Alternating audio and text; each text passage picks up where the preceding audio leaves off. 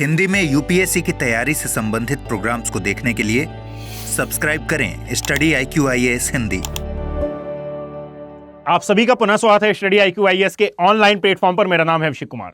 यदि मैं आपसे कहता हूं कि डायनासोर अफ्रीका से साउथ अमेरिका कॉन्टिनेंट पैदल चलकर जाया करते थे तो शायद आपको आश्चर्य होगा, परंतु क्या यह बात सत्य हो सकती है? जी हां, बिल्कुल ये सत्य हो सकती है, क्योंकि आज की इस रिपोर्ट में मैं यही बताने वाला हूं। और याद रखिएगा कि यह पूरी की पूरी रिपोर्ट या फिर यह पूरा का पूरा वीडियो आपके यूपीएससी के ज्योग्राफी पॉइंट ऑफ व्यू के हिसाब से काफी इंपॉर्टेंट होने वाला है। कारण यह है कि एक सिद्धांत है जिसको नाम दिया जाता है महाद्वीपीय विस्थापन का सिद्धांत, जो कि प्रतिपादित किया गया था अल्फ्रेड वेगनर के द्वारा वर्ष 1912 से लेकर 1924 तक का ये ईयर आता है। अल्फ्रेड वेगनर, जो कि एक जर्मन क्लाइमेटोलॉजिस्ट थे, उनके द्वारा यह सिद्धांत दिया गया था, जिसमें बताया गया था कि पृथ्वी पर जो 7 महाद्वीप और 5 महासागर विद्यमान दिखाई दे रहे हैं, एक्चुअल में यह एक संयुक्त अवस्था के रूप में विद्यमान थे, जिसको पैंजिया और पैंथालासा नाम दिया जाता था। अब वास्तविकता में इसके पीछे और कई थ्योरीज हैं और कई साक्ष्य हैं कि हम कैसे मान लें कि ये 7 महाद्वीप और 5 महासागर एक अवस्था के रूप में विद्यमान थे। और यहां पर इसके लिए इन्होंने बताई थी कई प्रकार की असंबद्धताएं, और इन्हीं असंबद्धताओं के आधार पर कहा जाता था कि सर ये सभी महाद्वीप और सभी महासागर एक अवस्था के रूप में विद्यमान रहे होंगे। सह कालखंड उन्होंने इसके बारे में बताया था। याद रखिएगा कि इस पूरे सिद्धांत को सत्यापित करने के लिए कई प्रकार के प्रमाण दिए जाते हैं, और उन्हीं प्रमाणों में से एक आता है डायनासोर के जीवाश्म।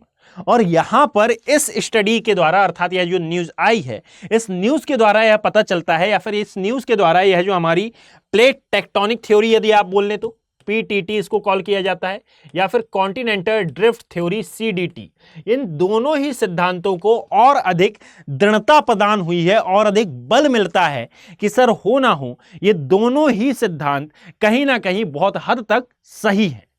कैसे? तो याद रखिएगा कि ये रिपोर्ट है द इंडियन एक्सप्रेस में आई है, नाउ इन में आई है, और जब आप इसको देखेंगे तो इसमें बताया गया है कि यहां पर शिकारियों से तात्पर्य, याद रखिएगा कि शिकारियों से तात्पर्य वो शिकारी नहीं जो आपके मन में आ रहे हैं।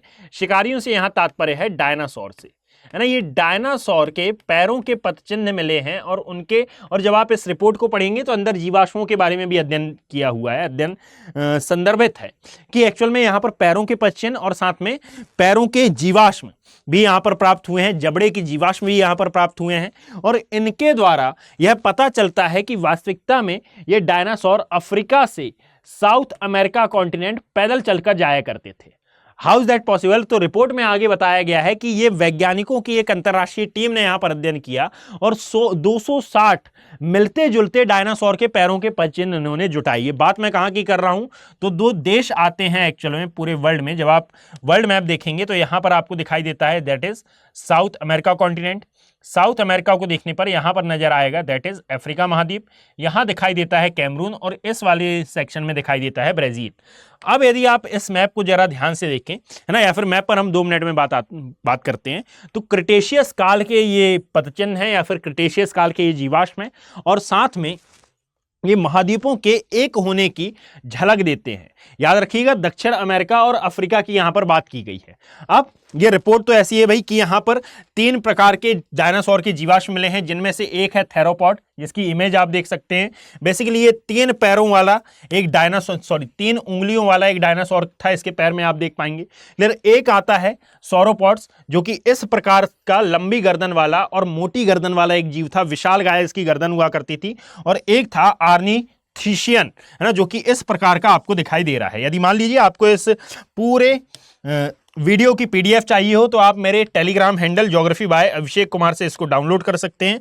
और साथ ही यदि आप अपनी यूपीएससी की जर्नी को बहुत ही बेहतर तरीके से अवेल करना चाहते हैं, बहुत ही बेहतर तरीके से और व्यवस्थित तरीके से पूरा करना चाहते हैं, तो स्टडी IQ IAS के प्रतिज्ञा प्लस बैच लॉन्च हो चुके हैं। देखिएगा, पहले प्रतिज्ञा बैच, देन प्रतिज्ञा 2 बैच, 2.0 बैच, और देन अब आया है प्रतिज्ञा प्लस बैच। तो हर बार कुछ ना कुछ इंप्रूवमेंट है, हर बार कुछ एक्स्ट्रा आपके लिए है।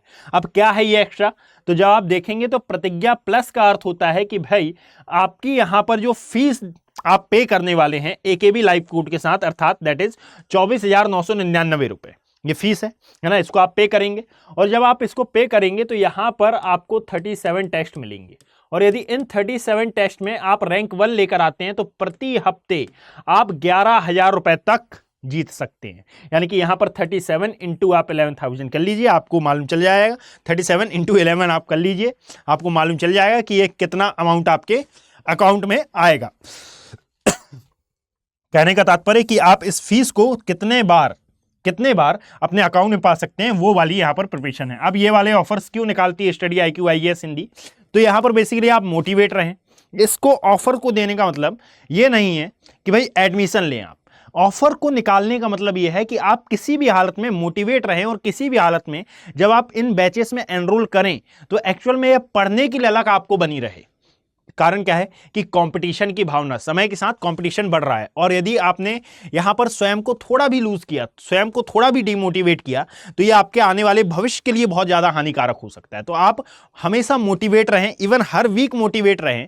कारण क्या है, इस अमाउंट को देखते हुए, है ना, मेरा मानना है कि सबसे बड़ा मोटिवेशन पैसा होता है। तो यहां पर इस अमाउंट को देखते हुए आप मोटिवेट रहें, दैट इज व्हाई ये ऑफर आपके लिए लाया गया है। और बाकी सभी ऑफर एज इट इज हैं। यानी कि यदि आप 2025 का या फिर आगामी जिस भी बैच में आप एडमिशन लेंगे वो वाला यदि आप प्री क्वालिफाई कर लेते हैं तो फीस तो रिफंड हो ही जाएगी, और साथ में आपका एक प्रकार से कमाने का जरिया भी यहाँ पर आपके सामने प्रस्तुत है। और साथ में यहाँ पर SIP, MRP और SIM programme, IGP programme as it is वैसा का वैसा ही रहेगा। चलिए वापस आते हैं। तो यदि आप यहां पर देखेंगे तो अब हम अपने अध्ययन पर आते हैं कि एक्चुअल में ये महाद्वीपीय विस्थापन सिद्धांत से किस प्रकार से संबंधित है, किस प्रकार से रिलेटेड है।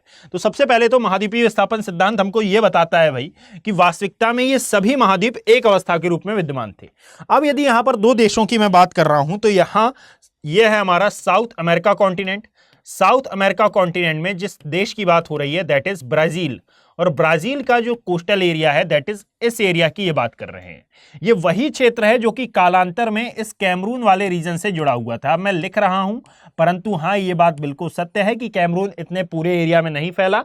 कमेंट सेक्शन में आतंकवादी गतिविधियां बिल्कुल ना करें, ठीक है। यहां पर लिखना है तो वो बड़ा एक्सपेंड तो होगा, क्लियर। यहां पर आता है अफ्रीका, तो ये कैमरून है और ये है ब्राजील, है ना। एक्चुअल में इस वाले रीजन में और साथ में इस वाले रीजन में डायनासोर के जीवाश्म मिलना इस बात का प्रमाण होते हैं कि भाई ये दोनों ही कॉन्टिनेंट, ये दोनों ही महाद्वीप एक दूसरे से जुड़े हुए थे। और फिर इसका जो विस्थापन है, यानी कि इस साउथ अमेरिका कॉन्टिनेंट का विस्थापन इस डायरेक्शन की ओर हुआ, और इस डायरेक्शन की ओर होने के कारण आज वर्तमान में यह साउथ अमेरिका कॉन्टिनेंट आपको इस वाले भाग में मौजूद दिखाई देता है। अर्थात ये कालांतर में एक हुआ करते थे। अब भाई इस आधार पर क्या ही प्रमाण निकल कर आता है सामने, इस आधार पर क्या प्रमाण निकल के आएगा, तो याद रखिएगा जब इसके जीवाश्म हमको पहली बार प्राप्त हुए थे तो एक्चुअल में यह जूरा पर्वत वाला एरिया था। अर्थात जूरा पर्वत के आसपास के क्षेत्रों में हमको ये जीवाश्म देखने के लिए मिले थे। और यदि आप जूरा पर्वत को देखेंगे तो एक्चुअल में यह एक शीतोष्ण कटिबंधीय जलवायु वाला एरिया है, यह एक टेम्परेट क्लाइमेट वाला जोन है। और जब यह टेम्परेट क्लाइमेट वाला जोन है तो आपके लिए यह आवश्यक हो जाता है कि भाई ये जो डायनासोर है ना, एक्चुअल में यह वार्म ब्लडेड एनिमल है, अर्थात ये ठंडे रक्त के जीव हैं।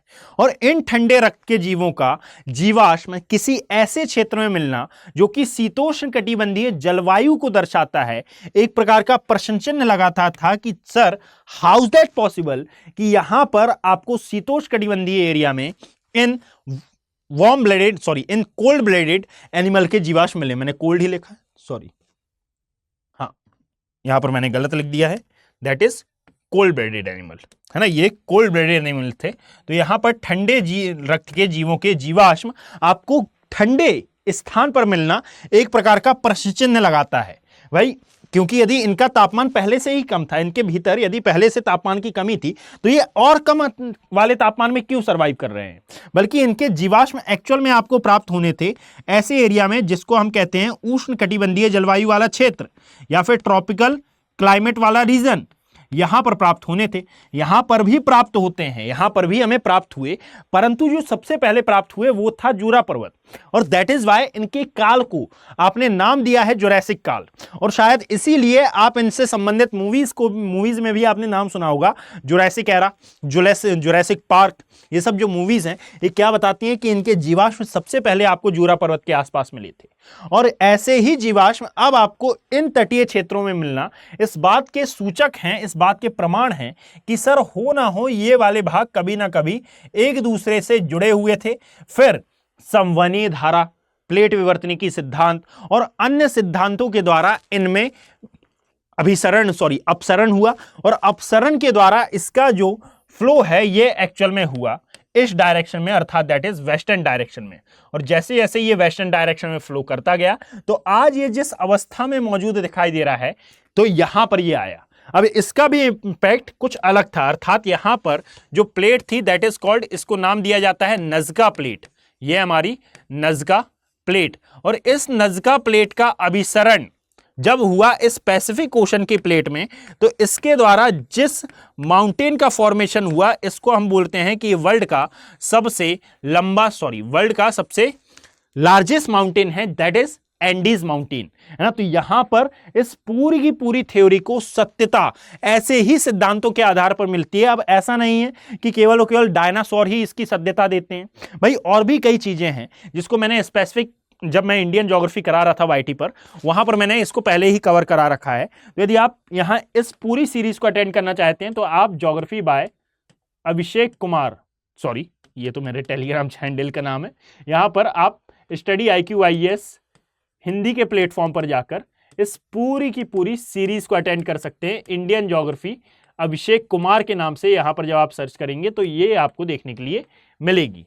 क्लियर, यहां पर पूरी की पूरी इंडियन ज्योग्राफी मैंने सिलसिलेवार तरीके से कवर अप कराई है। आप सभी के लिए एक और इंपॉर्टेंट इंफॉर्मेशन कि भाई जो रीजनल ज्योग्राफी की सीरीज मेरे द्वारा चलाई जा रही है, इस रीजनल ज्योग्राफी की सीरीज को थोड़ा सपोर्ट करें, इसको ज़्यादा से ज़्यादा शेयर करें, इसमें इंगेजमेंट लाने का प्रयास करें। और कल मैं इसकी लाइव क्लास लेकर आ रहा हूं, कब? तो शाम को 5 बजे अर्थात 5 PM पर। यदि आपको ये लाइव क्लास अटेंड करनी है तो आप इसमें अवश्य आएँ। अब कुछ आपको यदि डाउट हो तो आप वहां पर पूछें, लाइव क्लास में इंटरेक्शन होता है तो ज़्यादा अच्छी चीज़ें समझ में आती हैं। तो यदि आप फ्री रहें तो अवश्य ये लाइव क्लास अटेंड करें। मिलते हैं किसी ऐसे ही नए वीडियो के साथ कल पुनः शाम को 5 बजे। धन्यवाद। हिंदी में UPSC की तैयारी से संबंधित प्रोग्राम्स को देखने के लिए सब्सक्राइब करें स्टडी IQIS हिंदी।